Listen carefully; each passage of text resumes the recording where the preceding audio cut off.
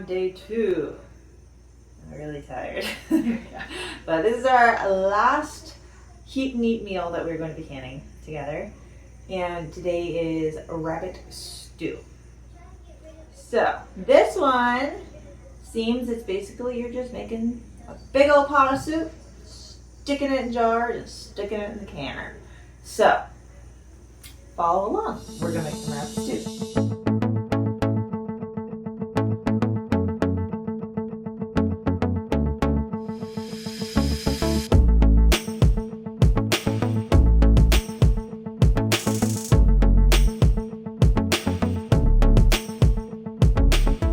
Starting with our big old pot and some butter. I'm gonna add some onions and get them sauteing.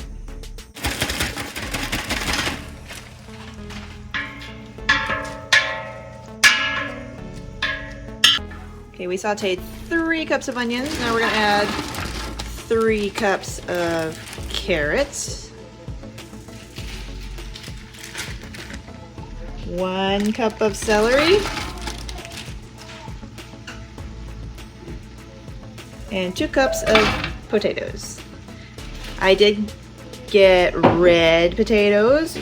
White are also another good option for when you're canning because they don't mush. Now we're going to add 11 cups of that chicken broth that we made the other day. Now the recipe does call for 10, but it also calls for a cup of white wine, which we are opting out of, so we added chicken broth instead. And 6 cups of cubed rabbit meat. Now, obviously the recipe originally it was for chicken, so you could definitely do that as well. But we are making rabbit today. So 6 cups of cubed rabbit meat, and we're just gonna let this come to a boil and simmer for about 10 minutes. I should note here the recipe we are using is from a ball book, but it is a very small recipe. It doesn't make a whole lot, so we are doubling it. That's why the measurements you see are gonna be a lot bigger than the original recipe. We're also adding our spices before we let it simmer for 10 minutes. There is 2 teaspoons of thyme, 2 teaspoons of salt, about a teaspoon of black pepper, and 2 bay leaves. This has been simmering for about 10 minutes. So I'm going to now add 1 cup of frozen peas.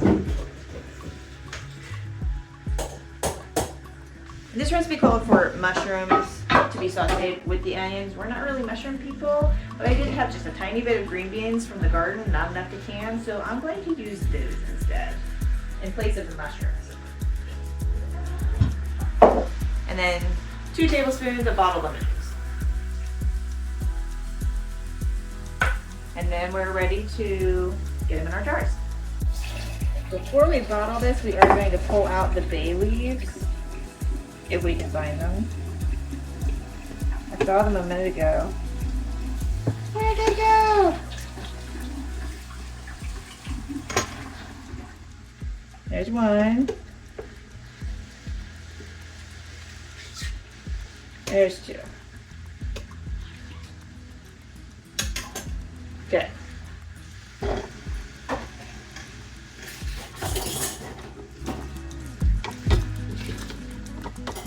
Since this soup is really chunky, stew, wide mouth are definitely going to be easier for when you're trying to dump it out of the jar. But as you see, we have a mix of wide and regular mouth because that's what we had.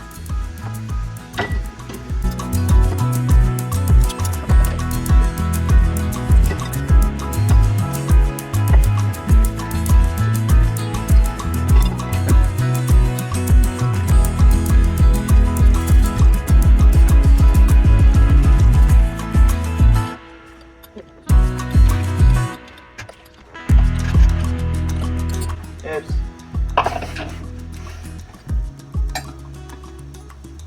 See, this is how you get stuff on your rims and make them greasy so they don't seal by doing this right here.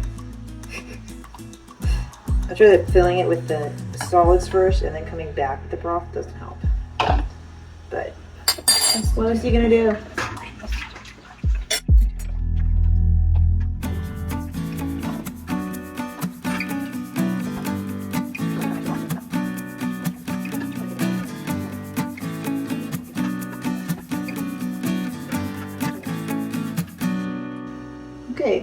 They're 1-inch head spaces. And because we sloshed a lot of broth, anytime you're using broth or like greasy foods, you want to make sure you get these rims really clean.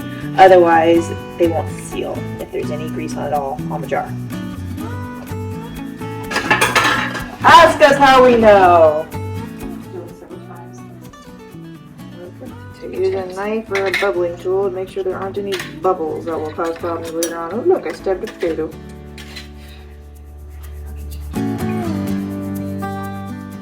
It happens to everybody. Yeah, but I put hot water on it. I only like 2 or 3 jars. I was gonna wipe them once and then rinse it and do it again. Okay, let me take, no, switch sides. Yeah.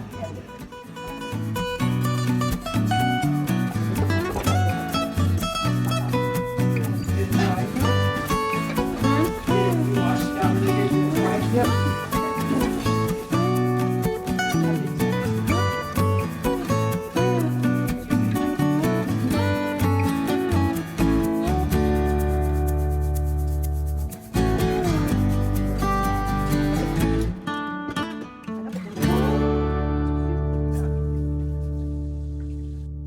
Right, now we're ready to put them into a prepared canner.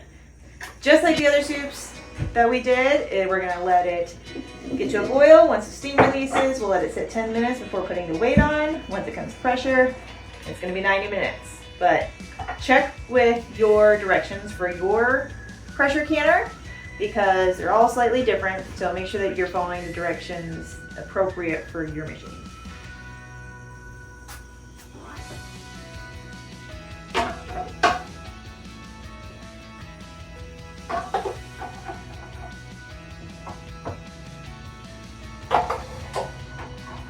There is room in the canner for one more jar. No use running the canner when it's not full. So we had some extra broth left over. So I'm gonna put a can of broth in here too. Broth doesn't usually need a full 90 minutes to can, but it'd be okay.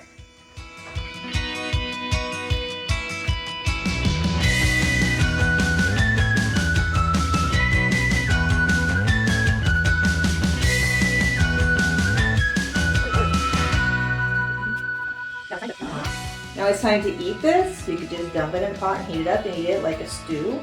Or you can also thicken it and use it as a pot pie filling. So it's versatile.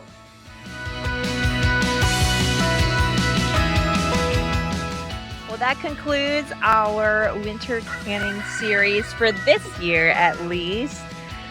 We've made 4 different meals that are quick and easy to just warm up on busy days or if there's power outage, what have you, just for some preparedness and just to make life a little bit easier. If you have enjoyed this video or any of this series, be sure to hit the like button below and subscribe. And next week we'll be back with some more homesteading content for you. Hope to see you then.